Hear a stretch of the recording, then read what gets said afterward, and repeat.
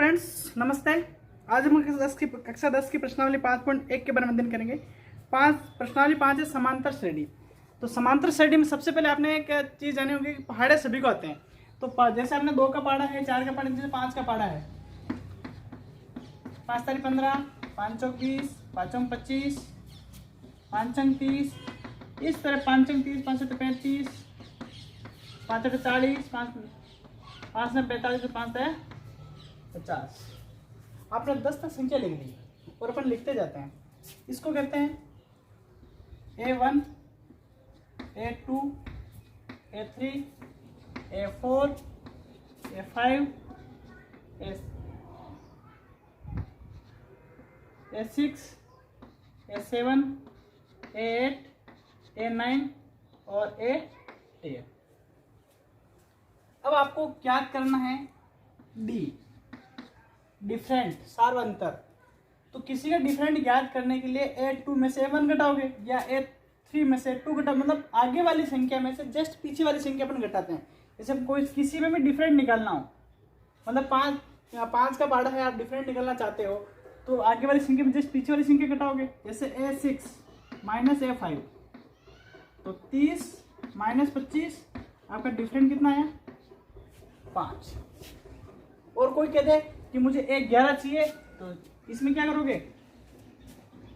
A10 में आप D जोड़ दोगे तो 50, D कितना है? 5, कितना हो जाएगा? 55। और आप ऐसे नहीं करो, ऐसे भी कर सकते हो। A11 बराबर A फर्स्ट वाला प्लस 10 D, क्योंकि आपका पद कितना है? 11 पद है। इसे छोड़ गए तो आप 10 डी जोड़ दोगे। कितने जोड़ोगे? 11 पद निकालना तो 10 डी जोड़ोगे तो क्या हो जाएगा? ए पहला पद आपके 5 है, ये आपके 10, डी का मान कितना है? 5 है। कितने हो गए? 5 प्लस 50, 55। ये दोनों विधि आपके पास है। जिसको इस तरह से पहाड़े के रूप में आपने समझ लिया तो समांतर श्रेणी आपको बहुत इजी तरीके से समझाएगी। देखो आपने डी निकालना सीख लिया, A2 में से 1 घटा दो, A3 में से A2 घटा दो। और यदि आपको अगला पद ज्ञात करना है तो जो लास्ट पद है उसमें से आप डी जोड़ दो। 30 7वां पद चाहिए तो 30 में से 5 जोड़ दो, 35 हो गए। इसी प्रकार 10 में से 11 पद चाहिए तो 55 हो गए। और अब ऐसे नहीं कर, दूसरी विधि अपनाते हो तो फर्स्ट पद को छोड़ के जितने पद आपको ज्ञात करने उसको एक कम करके, क्योंकि एक पहला पद आपके पास दे रखा है, एक कम करके डी से गुणा कर लो। तो यहाँ पे 11 पद ज्ञात करना था तो 10 डी, मतलब डिफरेंट 5 का है, मतलब ये विधि आपको मैंने बता दी। अब हम पहला सवाल की तरफ पढ़ते हैं, 5.1 की तरफ।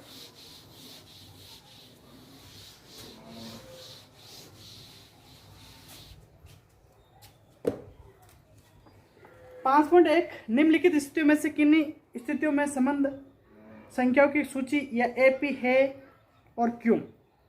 पहला सवाल है, प्रत्येक किलोमीटर के बाद टैक्सी का किराया, जबकि प्रथम किलोमीटर के लिए किराया 15 रुपये है और प्रत्येक अतिरिक्त किलोमीटर के लिए किराया 8 रुपये है। प्रथम किलोमीटर के लिए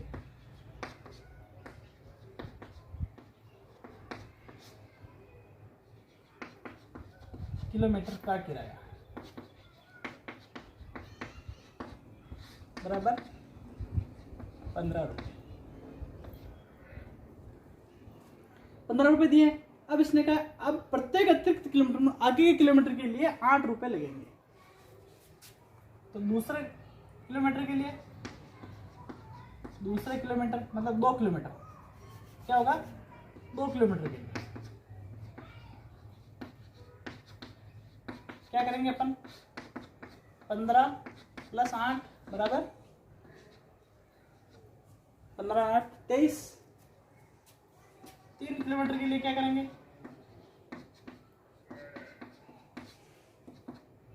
23 प्लस 8 बराबर 23 में 8, 31। चौथे किलोमीटर के लिए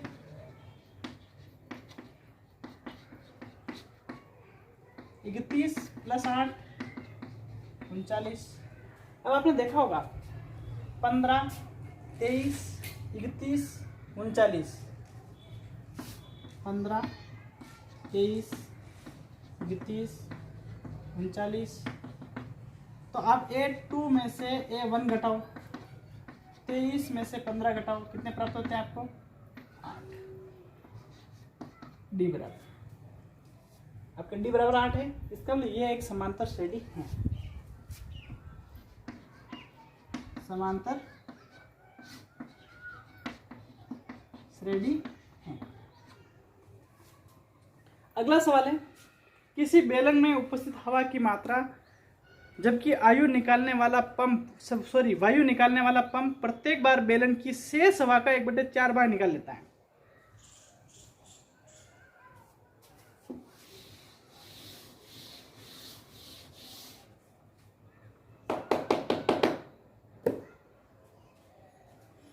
किसी बेलन, जैसे अपन कोई धान लेते हैं, जो किसी में अपन गेहूं भरे हुए 10 किलो, सवाल को समझना, 10 किलो गेहूं भरे हुए हैं, उसमें 1/4 भाग है। 1/4 इसका कितना होता है? 2.5 किलो। 2.5 किलो आपने निकाल दिए, कितने बचे? 7.5। अब इसके वापस चौथा ही था, इसका मतलब 4 का भाग देंगे, 4 एकम 4 और 3 5, 4 8 32, 3 बचे 0, 4 7 28, 1.87। तो 7.5 में से 1.87 कट जाएगा, क्योंकि आपने फर्स्ट बार में कितना निकाला था? 2.5 किलो निकाला था। अंतर कितना था? 2.5 किलो था। और इससे अगली बार में कितना अंतर आ जाएगा? 3। और अब यहाँ पर 14 में से 8 गए तो 6, और 6 में से 1 गया तो 5। कितना आया? 5.63। यह अंतर कितना आया? 1.87। इस सवाल से अपन देखते हैं, इसने सवाल के अनुसार कहा है कि एक जो शेष हमारे उसमें इसका 1/4 भाग है। तो 10 का 1/4 किया, 2.5 निकाला, फिर 7.5 बचा, फिर उसका 1/4 किया, 1.87 निकाला, 5.63। इसमें क्या है कि ये मात्रा हमेशा चेंज होती रही है, मतलब डिफरेंट हमेशा अलग अलग है। इन दोनों का डिफरेंट A2 1 - A1 करेंगे तो 2.5 आएगा, A3 में से 2 घटाएंगे तो 1.87 आएगा। इसका मतलब ये सवाल जो कहा है ये उस आपके समांतर श्रेणी में नहीं बैठने वाला है। उसको अपन हल करके समझते हैं।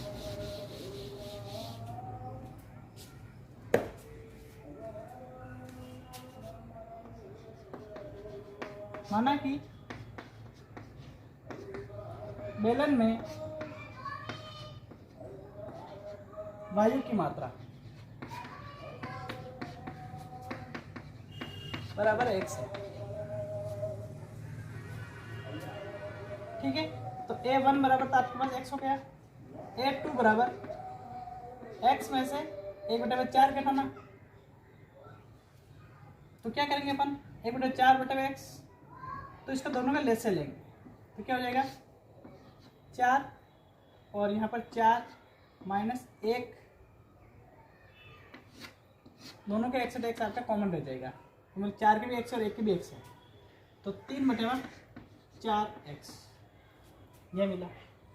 अब 3/4x मिला। अब इसका आप वापस जो शेष हवा है उसमें से 1/4 निकालना है। ये तो A2 हो गया।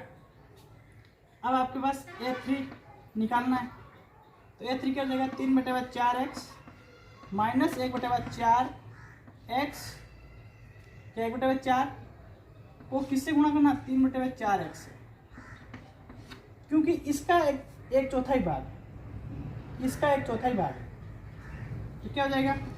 3/4x minus 3/16x।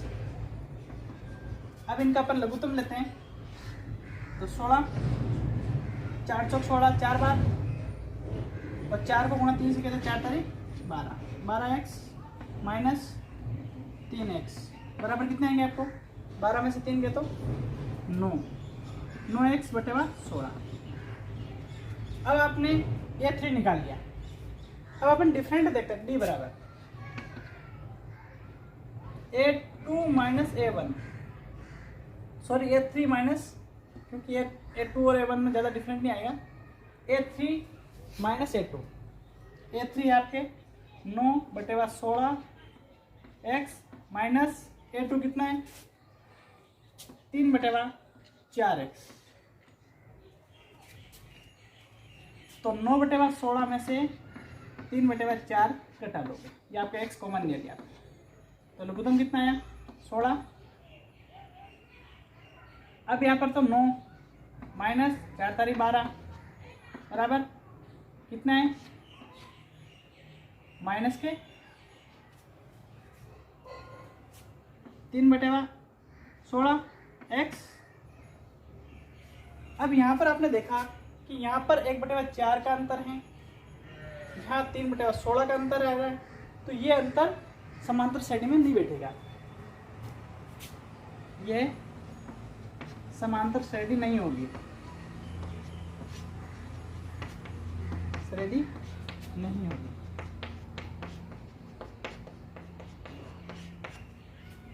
क्योंकि ये संख्या से बैठ नहीं रही है, क्योंकि आगे से आगे संख्या डिफरेंट आती जाएगी। अब अगला तीसरा सवाल,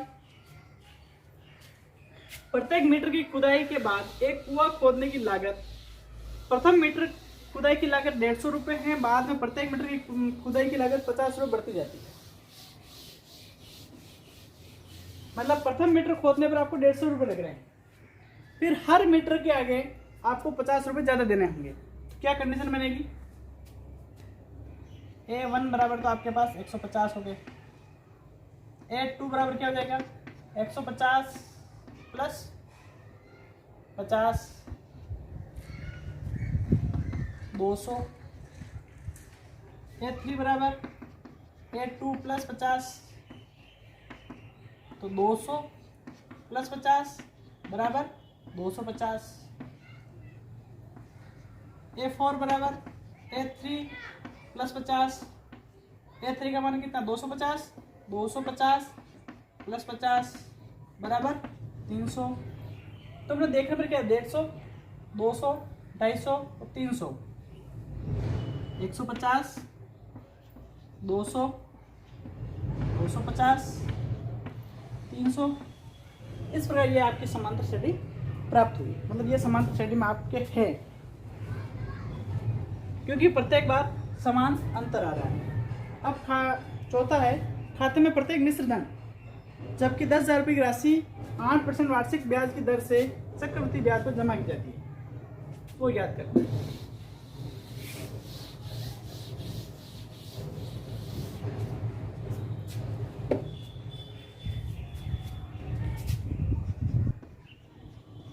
चक्रवृद्धि ब्याज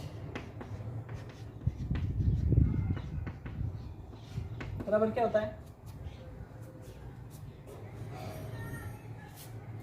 साधारण ब्याज भी जोड़े अपन तो क्या होता है मूलधन, सिर्फ सब ब्याज जोड़ते हैं क्योंकि उसमें ब्याज वापस मूलधन मिल जाएगा। मूलधन इनटू समय इनटू दर बटेवा 100। अब सबसे पहले फर्स्ट साल उसने दिया 10,000 रुपये ए फर्स्ट के लिए, प्रथम वर्ष।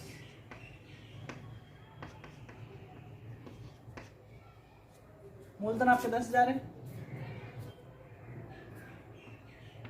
इंटू समय 1, उधर है 8% बटेवा 100, 0 से 0 कट गया, इतना है 800। तो अब आपके अगली बार में क्या होगा, दूसरे वर्ष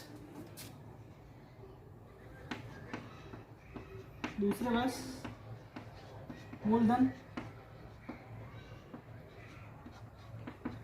10,000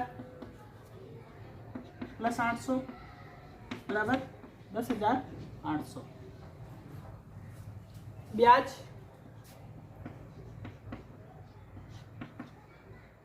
ये सूत्र है 10,800 इंटू 1 इंटू 8 बटेवा 100, 0 से 0 कर गया 8 बटी 64, 864। अब ये दूसरे वर्ष का ब्याज हुआ। अब तीसरे वर्ष मूलधन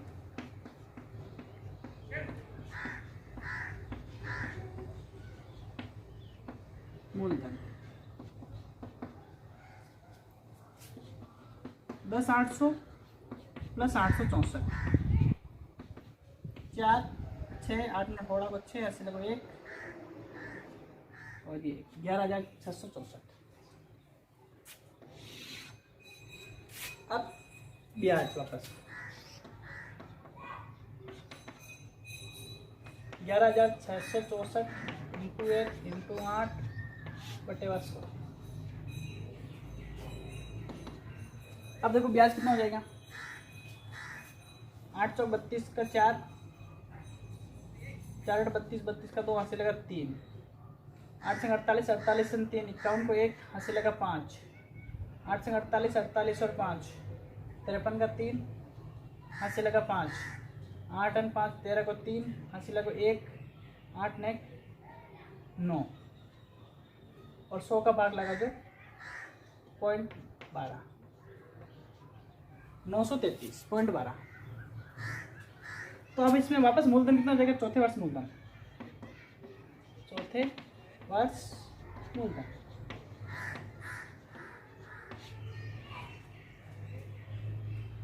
11,664 प्लस 933.12, तो 0.12, 4 3 7, 6 3 9, 6 9 15 5 हासिल लगा 1 2 12,500। अब आप यहाँ पर देखोगे कि सबसे पहले मूलधन 10,000 था, 10,000 में 800 से 10,800 गए। अगली बार में डिफरेंट कितना है, 864 हो गया, मतलब 64 रुपये और बढ़ गए। अगली बार मूलधन ये हो गया 933, 864 से और बढ़ गए। इस प्रकार ये आगे से आगे बढ़ते हैं, मतलब दोनों में डिफरेंट है, वो समान नहीं है। सार व अंतर आपके समान ये, इसलिए सार व अंतर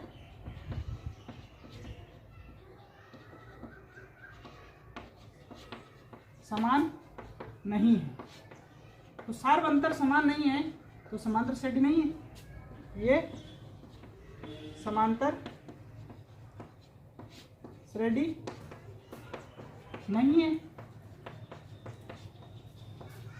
ये आपका पहला सवाल पूरा हुआ। अब आपका दूसरा सवाल, दी हुई AP समांतर श्रेणी के प्रथम 4 पद लिखिए, जबकि प्रथम पद A और सार व अंतर D निम्नलिखित है। आपको A और D दे रखा है।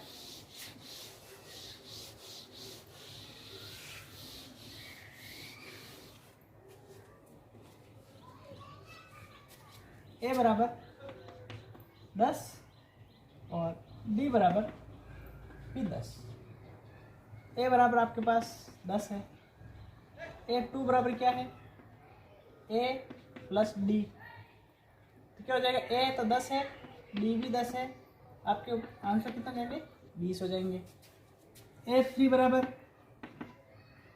A प्लस 2D, A आपका कितना है, 10 है, 2 इंटू 10 बराबर 30। A4 तो A प्लस 3D, तो 10 प्लस 3 इंटू 10 कितना हो गया, 40। देखो 10 20 30 40, ये आपके 4 पद प्राप्त। अगला है दूसरा,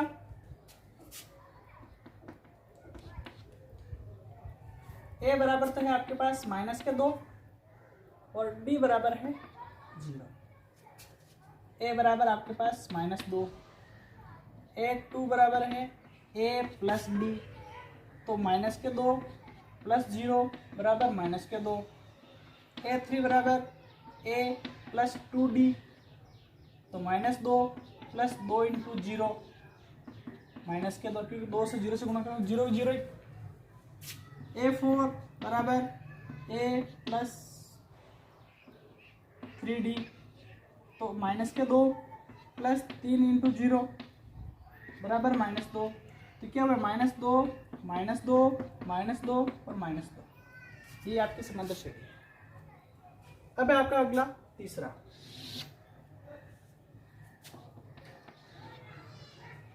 A बराबर तो आपको 4 दे रखा है और D बराबर दे रखा है -3। देखो A बराबर तो आपके पास 4 है, A1 A2 बराबर A प्लस D, तो ए तो आपके 4 हैं प्लस माइनस 3, तो देखो प्लस माइनस माइनस हो गए बराबर 1। अब A3 बराबर A प्लस 2D, ए आपके पास 4 हैं प्लस 2 इंटू माइनस का 3, तो क्या हो गए 4, 3 दूनी 6 माइनस का 6 बराबर माइनस के 2, माइनस के 2 के। अब यहाँ पर A4 बराबर A प्लस 3D, तो ए आपके पास है 4 प्लस 3 इंटू डी, तो 3 इंटू 3 माइनस के 3 3 9, तो 4 माइनस 9 बराबर माइनस के 5। अब देखो आपकी समांतर श्रेणी क्या बनी, समांतर श्रेणी बनी आपकी एक तो 4 1 माइनस 2 माइनस 5, ये आपकी समांतर श्रेणी चारों पद बने। अब अगला चौथा सवाल है,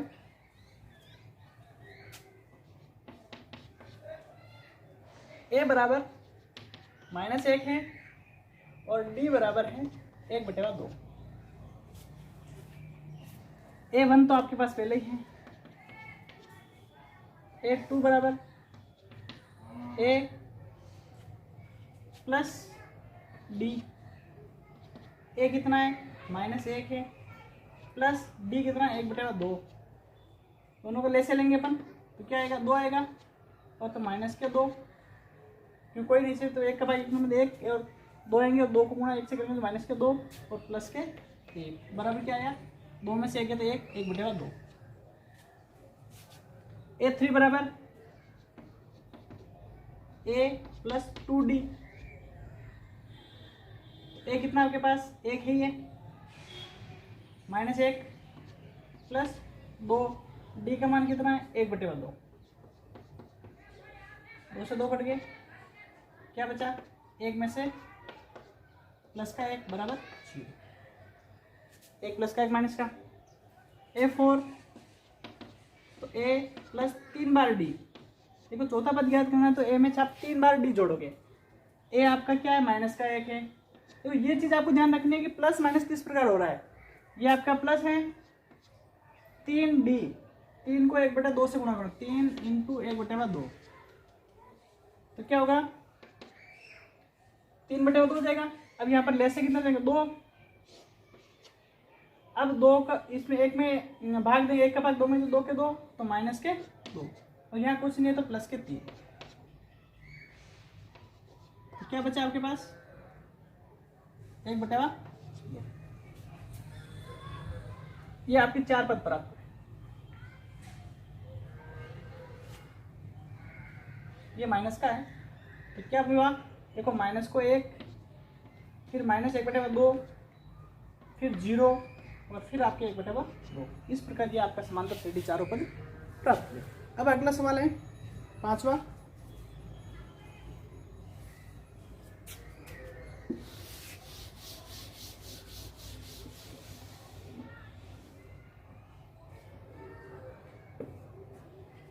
सवाल है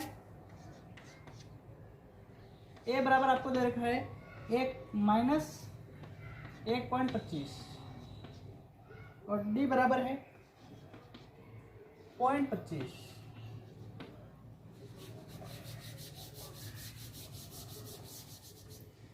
अब आपको देखो ए तो आपको दे रखा है माइनस का 1.25, अब आपको A1 हो गया, अब A2 निकालना आपको, तो क्या हो जाएगा A1 प्लस डी, A1 कितना है 1.25 माइनस का है, आपको जोड़ना है, और डी दे रखा है माइनस, तो माइनस 0.25 0, हाँ 0.25। अब यहाँ पर माइनस प्लस माइनस माइनस हो जाएगा, तो -1.25 और माइनस 0.25, तो क्या हो गया ए माइनस के 1.50। अब आपने A2 निकाले, अब A3 निकालना है। A3 निकालना तो क्या होगा, A1 प्लस 2D। तो A1 कितना, माइनस का 1.25 प्लस 2 कोष्टक 2 इंटू माइनस का 0.25, 2 में 50 हो गए, तो माइनस 1.25 माइनस 0.50, 0.50, तो कितना हो गया, माइनस के 1.75। अब A4 बराबर A1 प्लस 3D। A1 आपके माइनस के 1.25 प्लस 3 इंटू माइनस 0.25,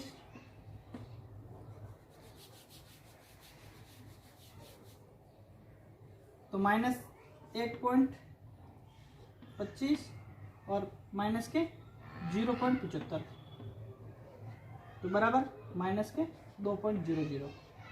इस प्रकार ये आपकी 4 संख्या प्राप्त हुई, 1.25, 1.50, 1.75 और माइनस के 2 संख्या हुई, माइनस 1.25 माइनस 1.50 माइनस 1.75 और माइनस 2.00। यह आपका दूसरा सवाल हुआ। अब आपका तीसरा सवाल,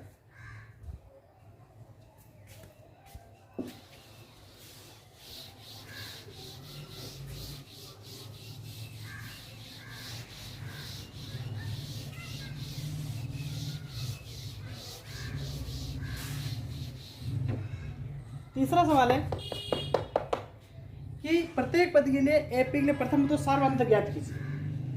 तीसरा सवाल है 3 1 माइनस 1 माइनस 3, ये दे रखा आपको। अब आपको प्रथम पद निकालना है, तो प्रथम पद देखते ही पता चल रहा है A1 बराबर 3। अब आपको निकालना है D, डिफरेंट बराबर क्या है, A2 माइनस A1। A2 कितना है, 1, A1 कितना है, ये माइनस का चिन्ह, A1 3 है, तो माइनस के 2। D बराबर क्या आ जाएगा, माइनस के 2। अब आपने अगला सवाल दूसरा, या नीचे कर लेता हूं, दूसरा है माइनस के 5 माइनस 1 3 और 7। A1 तो देखने से पता चल रहा है, A1 प्रथम पद तो आपके माइनस के 5। D बराबर A2 माइनस A1, यह देखने वाली बात है, A2 कितना है, माइनस का 1, ये आपके सूत्र का माइनस और माइनस के 5, तो माइनस 1 माइनस माइनस प्लस ये 5, तो कितने हुए, 3 प्लस के, सॉरी 5 4 प्लस के। अब ये आपका अगला सवाल है तीसरा।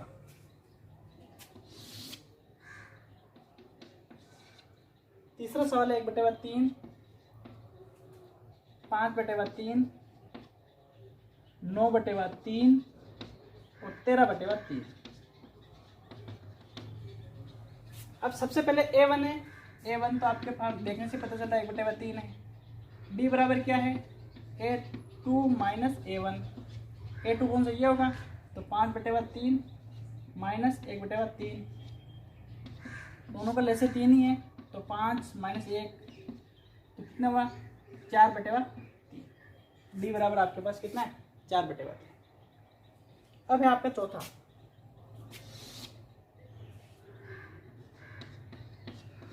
चौथा है 0.06 1.7 2.8 3.9, इस तरह से बढ़ते जा रहे हैं। पहला पद A1 बराबर 0.6, ये तो प्रथम पद हो गया।